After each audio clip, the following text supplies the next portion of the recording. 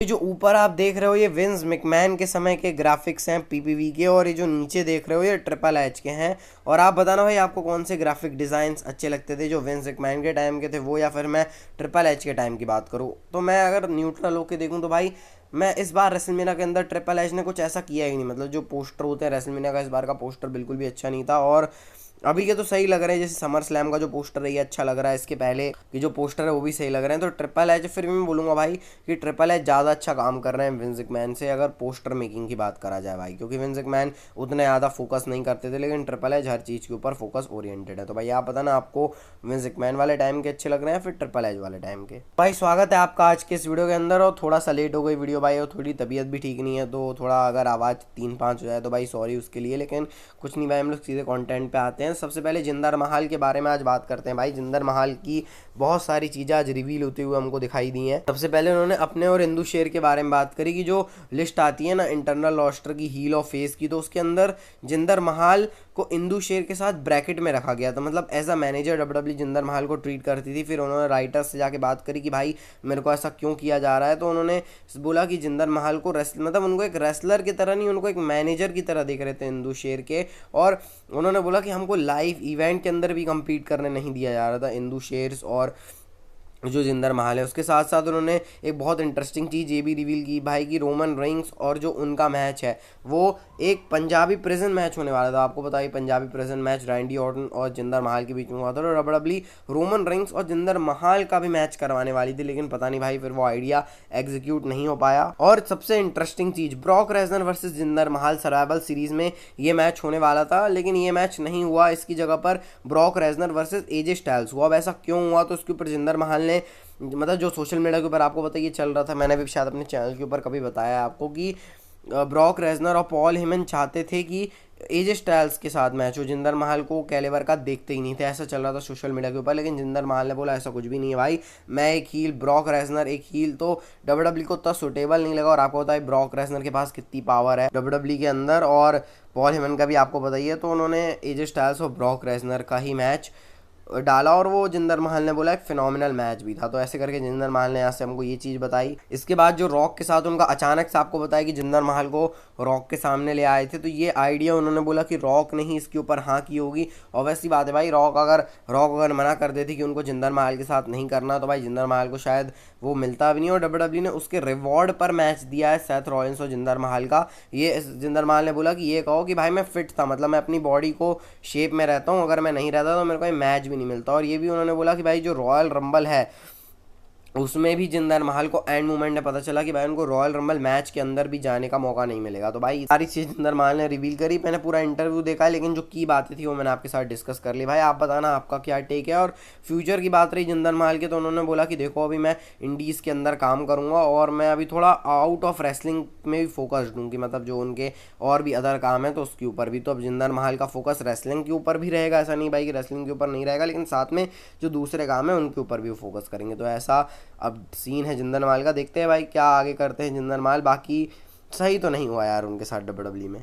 अब जरा कल होने वाली स्मैकडाउन के बारे में बात कर लेते हैं। तो लोगन पॉल कल होंगे स्मैकडाउन में, और साथ साथ में अल्ड्राले और वर्सेस कार्मेलो हेज के बीच में मैच भी होने वाला है। और साथ में कोडी रोड्स और सोलो सिकोआ क्या खिचड़ी पकाते हैं ये भी कल स्मैकडाउन से देखेंगे भाई क्या होता है। बाकी देखो भाई कैसा शो आता है कल की स्मैकडाउन। अभी तक के समर स्लैम का आप ये कार्ड देख सकते हो। Cody Rhodes versus Solo Sikoa WW championship के लिए, Liv Morgan Rhea Ripley world women's world championship के लिए, वर्ल्ड टाइटल का एक all match Gunther versus Damian Priest, पता नहीं मैं स्टक क्यों हो गया, और बेली और नाया जैक्स का मैच विमेंस चैंपियनशिप के लिए। ये 4 मैच है, लेकिन मैं आपको बता रहा हूँ 2 मैच और होने वाले हैं। पहला मैच तो लोगन पॉल और एले नाइट का यूएस चैंपियनशिप के लिए, और दूसरा मैच ड्रू मैकिंटायर और सीएम पंक के बीच होने वाला है। तो ये अभी तक का कार्ड है समर स्लैम का। आप बताना भाई आपको कैसा लग रहा है। भाई केविन ओवंस ने ट्वीट किया है, आप ये देख सकते हो अपने स्क्रीन के ऊपर। उन्होंने लिखा है शी किक्ड आउट, उनकी जो मॉम की तबीयत है वो ठीक हो गई। और भाई बहुत अच्छी न्यूज़ है। और जो उनकी मॉम पकड़ी हुई है केविन ओवंस की मर्ज, उसमें लिखा हुआ है जस्ट कीप फाइटिंग। तो ये बड़ी अच्छी चीज़ लगी भाई देख के। केविन ओवंस मतलब कि उनकी मॉम फिट हो गई है भाई, इससे बड़ी चीज़ क्या होती है। और जिस तरीके से केविन ओवंस ने उसको प्रेजेंट किया है वो भी सही लग रहा है भाई। शी किक्ड आउट मतलब वो अपनी बीमारी से ठीक हो गई हैं, और फाइट उन्होंने करी तो उसका उनको फल मिला। तो ये केविन ओवेंस बताना चाह रहे हैं भाई यहाँ से। भाई अच्छा लगा भाई, केविन ओवेंस अब अपना रेसलिंग के ऊपर ज़्यादा फोकस कर पाएंगे भाई। ये जो फैमिली कंडीशन बीच में आ जाती है इस चक्कर में नुकसान भी हो जाता है, लेकिन कोई नहीं भाई, अब केविन ओवेंस को हम वापस से देखेंगे भाई टीवी के अंदर बिल्कुल नए जोश के साथ। अब जरा बात कर लेते हैं डोमिनिक मिस्टीरियो और स्टिफनी वैंकूवर के बारे में। स्टिफनी पूरा साला दिमाग घुमा देता है मेरा, लेकिन कोई नहीं। स्टिफनी वैंकूवर के बारे में तो यहाँ से डोमिनिक मिस्टीरियो ने डोर ओपन किए हैं कि भाई स्टेफनी वैंकूवर आ सकती हैं उनके जजमेंट डे के अंदर। उन्होंने बोला कि भाई उनके अंदर पोटेंशियल है। 2 आयरिश हैं उस फैक्शन के अंदर, 2 पोर्तो रिकन है आयरिश यानी बैलर, और जो उनका गुरु जी जो चेले जी हैं उनके जेडी मैकडोना, और पोर्तो रिकन से कार्लिटो और डेमियन प्रीस्ट और रिया रिप्ली भी हैं। तो मतलब यूनाइटेड स्टेट्स का कोई ऐसा सच है नहीं। तो 2 मैक्सिकन भी रहेंगे जजमेंट डे के अंदर तो अच्छा रहेगा, इसलिए उन्होंने अपनी जोड़ी बताई उनके साथ, टिफनी वैंकूवर के साथ। तो भाई ये सही है यार, देखते हैं क्या होता है। बाकी ये तो डोमिनिक मिस्टीरियो ने ऐसी बात बोल दी कि भाई शायद हो भी जाए ये चीज़, लेकिन जजमेंट डे के अंदर तो अभी खिचड़ी बहुत पक रही है, पहले उसको देखा जाए भाई। हर कोई एक दूसरे के साथ प्यार की होली खेल रहा है। अब जरा सीएम पंक के बारे में बात कर लेते हैं। तो भाई सीएम पंक के बारे में पीडब्ल्यू इनसाइडर ने ये रिपोर्ट किया है कि सीएम पंक परफॉर्मेंस सेंटर के अंदर अपनी जो ट्रेनिंग है उसको स्टार्ट कर चुके हैं। इसका मतलब आप समझिए भाई, ड्रू मैकिंटायर और सीएम पंक का मैच लगभग कन्फर्म है कि वो होने वाला है। भाई कोई सवाल ही नहीं उठता। आप ये फोटो के मतलब प्रूफ देख सकते हो कि सीएम पंक भाई अपने जो डॉटर्स हैं उनके साथ कर रहे हैं ट्रेनिंग, और ये टिकटॉक के अंदर डालते रहते हैं भाई। और अपना टिकटॉक तो बहन है, लेकिन ट्विटर के माध्यम से हमको ये चीज़ें मिल जाती हैं। तो भाई सीएम पंक अब फिट हैं, लगभग फिट हो ही गए हैं, और अभी समर स्लैम में 2 हफ्ते हैं ही, तो 2 हफ्ते तक और फिट हो जाएंगे। फिर भाई एक तगड़ा मैच ड्रू मैकिंटायर और सीएम पंक का हमको देखने को मिलेगा। इसमें तो सेथ रॉलिंस का भी तड़का लग सकता है। तो भाई बहुत इंटरेस्टिंग चीज़ें चल रही हैं यहाँ से डब्ल्यूडब्ल्यू के अंदर, बिल्कुल भी हम मिस नहीं कर सकते।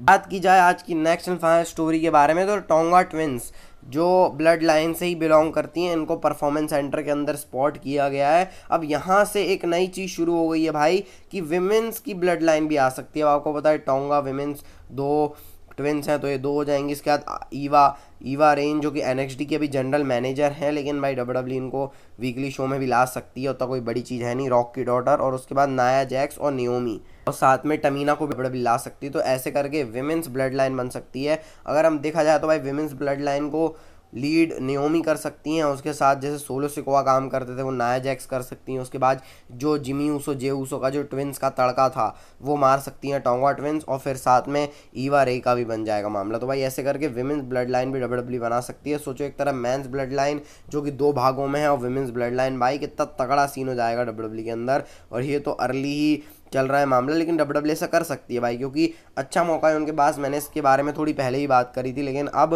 पूरा इसका सेंस बन रहा है। सोचो भाई अगर कोलिजन हो गया मेंस ब्लड लाइन और विमेंस ब्लड लाइन का, तो और कितना तगड़ा डब्ल्यूडब्ल्यू कर सकती है भाई। ये तो बहुत ही ज़्यादा ओएमजी वाला सीन हो जाएगा। मतलब एक ऐसी फैमिली है और एक ऐसी स्टोरी लाइन जो मतलब डेकेड्स छोड़ो, डब्ल्यूडब्ल्यू की बेस्ट स्टोरी लाइन भी ये बन सकती है अगर इसमें ये विमेंस वाला तड़का भी ला दिया। और भाई ऐसा नहीं कि डब्ल्यूडब्ल्यू के पास कुछ है ही नहीं स्टोरीज़ की टेल करने के लिए, बहुत सारी है भाई। क्योंकि टोंगा ट्विंस भी शायद सैम फाटू की डॉटर्स हैं, तो वहाँ से स्टोरी पक सकती है। साथ में नाया जैक्स और ईवा रे नियोमी, तो भाई बहुत ज़्यादा इंटरेस्टिंग ये चीज़ें हो जाएगी। और आप बताना भाई आपको ये वीडियो कैसी लगी। आज थोड़ा गला ख़राब था भाई, तो उसके लिए सॉरी। मिलते हैं आपको कल स्मैकडाउन की रिव्यू के साथ। हेल्थ का ध्यान रखना, health is wealth. Bye bye, take care.